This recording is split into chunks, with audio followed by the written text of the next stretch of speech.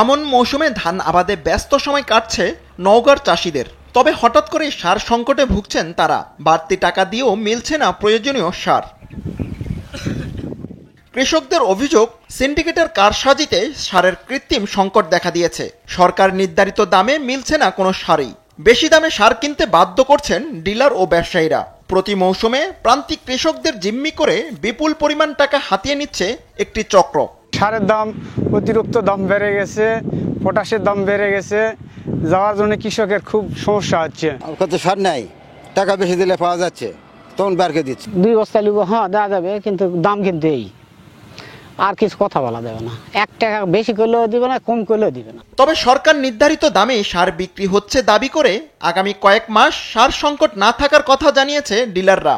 সার আগামী November, December, জানুয়ারি পর্যন্ত সারের কোনো ক্রাইসিস নাই। সরকারি নির্ধারিত বাইরে কোনো সার বিক্রয় করি না। বেশি দামে সার বিক্রির অভিযোগ পেলে ব্যবস্থা নেওয়ার কথা জানিয়েছে কৃষি বিভাগ। কৃষক যাতে সরকার নির্ধারিত মূল্যে সারটা পায় সেই বিষয়ে আমরা সজাগ দৃষ্টি রাখছি, এবং কোথাও যদি কোনো সারের ডিলার সরকার নির্ধারিত মূল্যের চেয়ে বেশি নেয়, আমরা সাথে সাথে তাদেরকে আইনি আওতায় নিয়ে আসব। চলতি মৌসুমে নওগাঁয় 1,96,000 হেক্টর জমিতে আমন ধান আবাদের লক্ষ্যমাত্রা নির্ধারণ করা হয়েছে। মোহাম্মদ শরীফ হুসাইন, নিউজ ডেস্ক, দেশ টিভি।